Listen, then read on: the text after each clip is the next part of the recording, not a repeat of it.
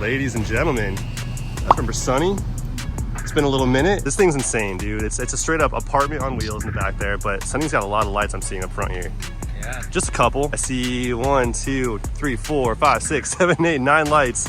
Are these all Baja designs? Yeah, they're all Baja. Jeez. Yeah. So, CBI, the new bumper. That's a 30-inch amber. 30-inch amber inside here. Right there. Then we've got S2 quads. This is the white with the amber cover. And they're covers, right? Yeah. Yeah. So you can pop these out. There you go. Yeah. So that's a good option if you can't decide. How many lumens all together do you have here? I don't know. I should calculate. Couple million? I should calculate that. Yeah. Quite a bit. 50,000, probably 100,000. Actually, so I'm doing some Baja lights on mine pretty soon. I ran Baja on my last one, the SR5. So I'm running a few, nothing like this. Awesome coming soon. There's a couple more Bajas back here too. Got this thing Baja'd out. This is the SDHQ mount for the Switch Pro 12. So the mount comes from SDHQ. Yeah, basically just make a hole into your factory. Throw the mount in there and then throw the switch panel from S-Pod. Yeah. Look at the cockpit in this thing. You got communication, you got a fan. So the fan is... You got everything in this thing. Ghetto, but when you're in Arizona... The fan's ghetto. It's 113 Every bit of it helps. Feeding AC from that vent right there into your custom fan. I love it.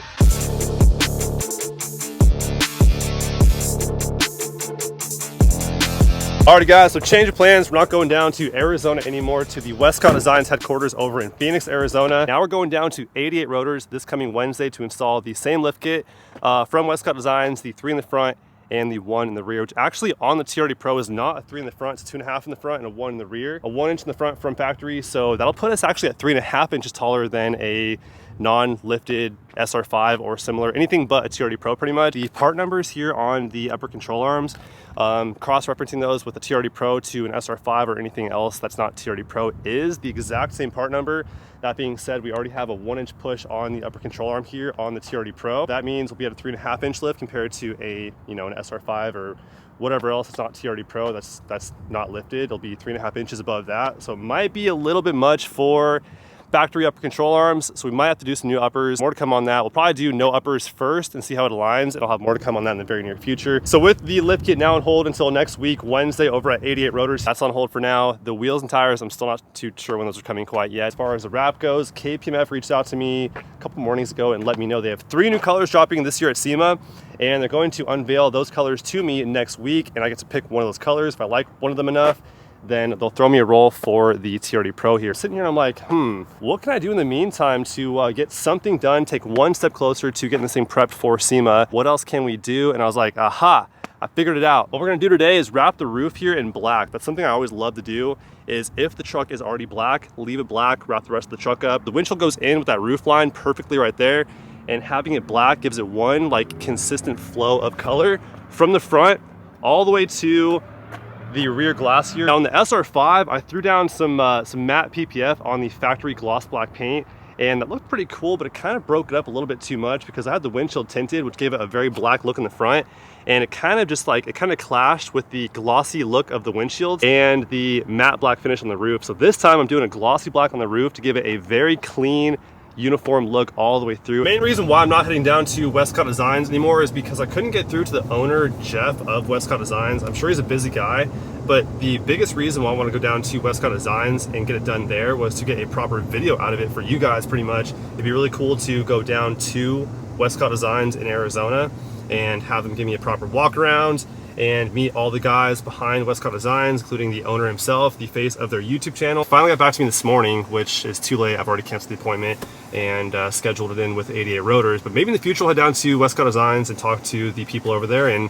get a proper tour. Meantime, heading down to 88 Rotors to have them install the lift kit for me, which is all good with me because it saves me the fuel costs getting down to Arizona. I would have to stay there for 2 nights, get an Airbnb, and it's actually more expensive to have it done at Westcott Designs than 88 Rotors as well. So I'll show you guys the quotes once I get the work done, and yeah, save some money all the way around. So pretty cool stuff right there, and some miles in the truck too, I guess.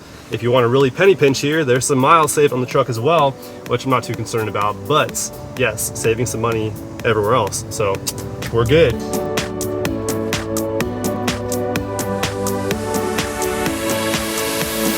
Looking into doing some sort of modular tile system in the garage here, so this is going to look a little bit better in the future. It's looking a little cattywampus right now, but We'll figure it out pretty soon. In the meantime, let's get to prepping this roof. This will be fun to work around. The upper head storage here and the garage motor. But anyways, first things first, I'm going to prep the roof for the wrap. It's going to include removing the third brake light here and the antenna, which is also already black, so that does not need to be wrapped. Clay bar the roof and start laying down some vinyl wrap. Just gonna pop this guy off first. That way with this popped off, we can drop the headliner down a little bit more. Do the same thing on this side too, just clips, just give it a little yank. That pops right off.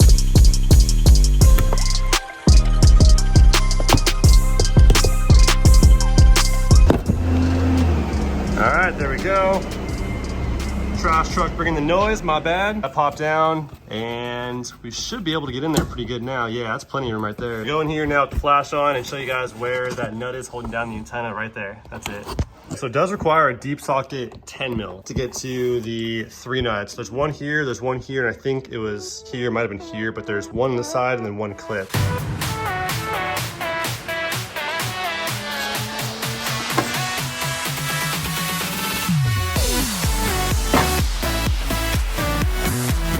So there it is, 3 nuts, 1, 2, and then 3, and then you have 1 clip right there, and it all comes out.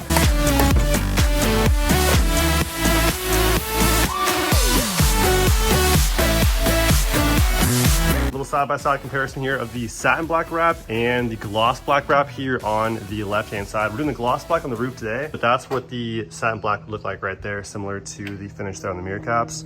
And fun fact too, here on the new Tundras, they wrap these A-pillars in a vinyl wrap, which they don't do a very good job of doing. It's cut a little short right there, but you can peel it off and expose the original color of the truck. But yeah, I'm doing the gloss black to make it look more uniform all the way through with the windows and whatnot, but also gloss black lasts longer too. So with all the panels facing up, like the hood and the roof and stuff, it's gonna see the most sun, and gloss wraps do last longer than the satin and especially matte finishes. They're more porous and just more prone to fading out in the sun pretty much. So satin wraps, especially black, it's gonna absorb a lot of sun, a lot of heat, and just look all clapped out like in probably a couple of years. So I don't recommend doing satin for the sake of the long term, but gloss black here I've seen last quite a few years, probably at least 5 or 6 years, I'd say. Even on panels facing up, it should be at least 4 or 5 if the truck's outside every single day, which mine's garage a lot. So this will be good for the roof, for the sake of looks, but also for longevity as well. All right, so now it's time to prep the roof. Welcome to my POV. I have the Mother's Speed clay bar here. This thing's awesome because it acts like a clay bar, but you can reuse it. It's like a foam pad and picks up all the contaminants the same way clay bars do, except clay bars trap it in the clay, and then once it's all burnt out, you have to actually throw it away, and this just so you can wash off, so it's pretty cool. But yeah, this says alcohol, but I put Dawn dish soap, a little bit of Dawn dish soap, and then the rest is water. Got some clean towels. Let's climb up here and get to spraying and get to claying.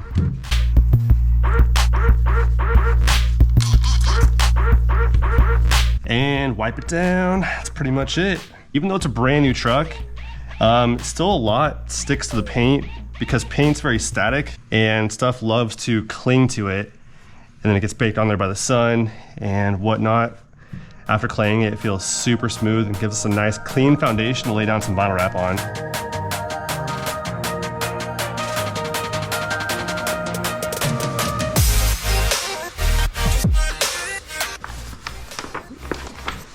Time to start peeling. All right, let's pull this out. Cruise over here and pull that out a little bit. Beautiful, looking good. So I'm pulling it up corner to corner and evenly spreading out the wrap every direction. So basically, if I were to have wrinkles right here, I'm not gonna lift up just there and then pull down, even though that will get rid of the wrinkle. I'm overstretching that area and I'll probably get shrinkage right there. So what I do is I pick it up, go as far back as possible to stretch it over a larger area. And that way, not all the stretch is in one immediate area, which leaves us pretty vulnerable to getting shrink back, which we don't want. We don't want fingers in the wrap.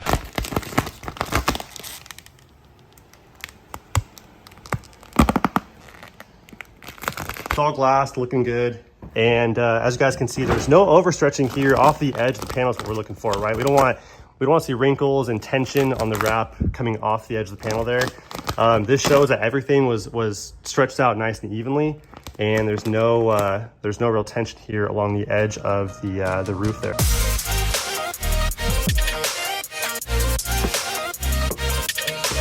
We're gonna peel back the liner all the way through. You guys thought it looked good now? How about now? Woo.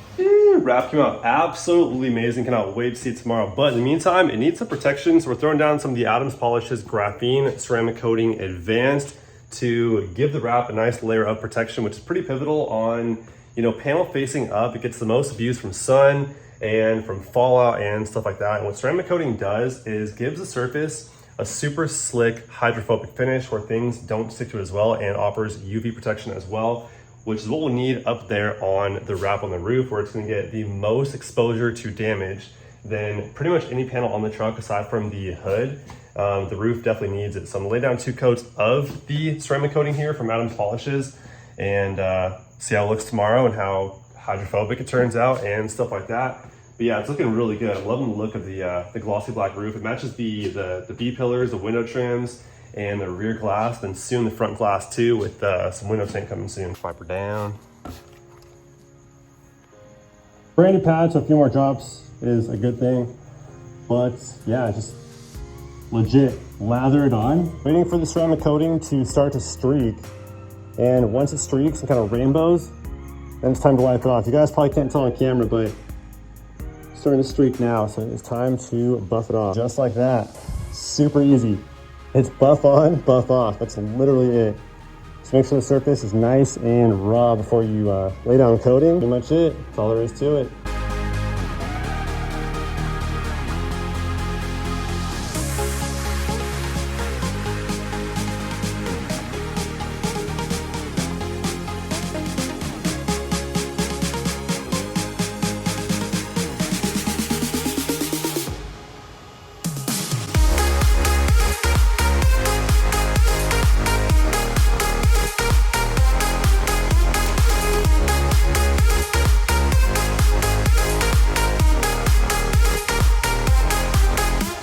All right, so the wrap's all done. It came out amazing. A very subtle change for right now because the black against the gray isn't like super noticeable.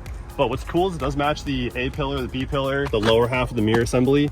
So it looks really good. It came out really, really clean. More noticeable when the truck is wrapped, but a much more uniform look once the windshield is tinted and we have more tint all the way around. Drop your hand for you. There you go. Sure. Come on up. Oh! The antenna was already black, so that was cool. A little less work to do on that. And it makes the sunroof also look a lot more like the glass blends in more up here too. But you guys can see what I'm saying, get a wider view. The way it just flows in with this back window, this one looks a little more uniform with the roof because it has some factory tint on it, a factory pigment. But once we get some more tint on there, make it more like darker, it'll look even more uniform, which looks really cool to me. And it goes in with the this third brake pad assembly too, which is really cool. And of course the antenna too. So everything's ceramic coated. Now it's time for the hydrophobic, the water beading test really quick. Look at that, look at that, look at that. Nothing. Watch this. That right there is what ceramic coating is all about. It makes the surface not sticky one bit, so things don't cling to it. As I mentioned earlier in the video, every surface that faces straight up on a car, truck, like a roof or a hood, or a trunk in some cases, get the most exposure to sun and like fallout, all kinds of stuff like that. So it's good to have a layer of protection, like a ceramic coating layer on your roof, especially on a truck. It's the biggest portion, but let's do it again. That was a lot of fun. Look at that. Does not stick. How sick is that? Oh, look at that. Look at this one. Look at this one. Gone. Like, look at the glass right here. Check this out. Like, look at that. It's vertical too. And it's sticking to it that bad. You would think all the water would run off. Like, this is horizontal. And every bit of water bead right off of it. So that shows the difference between treated and untreated. So definitely worth ceramic coating your wrap, especially if it's on the roof and it's a darker color, or especially a matte finish or a satin finish. It's like pivotal to have some protection on there for sure. As far as the full wrap goes, I don't know which color KPMF is coming out with quite yet. I just hope it's a color that I like would want to rock on my truck. I'm sure it'll be a cool color, but like if it works with the build idea I have in mind on this truck, then I'll go for it. If not, then we'll probably go with the other color I have in mind. So coming soon on that. We're still working out the wheels, so that's on hold. The Westcott lip goes on this coming Wednesday, so that'll be on next week. We're making some moves on getting this thing SEMA ready for SEMA 2023. I'm so excited. If you guys don't know anything about SEMA, SEMA is a massive ordeal. It's at the Las Vegas Convention Center. You have these 3 massive halls, an outdoor area. Most fun at SEMA is the very last day. I believe it's called SEMA After Party. Every build in SEMA fires right up, and then all does a single file line out of all of the halls, where they have stadiums set up for all the spectators to watch all the builds roll out. And then there's a whole like Las Vegas Boulevard takeover. It's gonna be a lot of fun. I cannot wait. I'm so excited for this. We'll have the wheels on there pretty soon-ish. The lip's going on first, full wrap coming soon. And those are the main things I need to do before SEMA to get the SEMA show ready. So that's all I have for you guys for today though. A lot of cool things coming soon. I cannot wait to make things happen on this. That's all I have for you guys for today. Catch you guys on the next one very soon. Until then, peace out.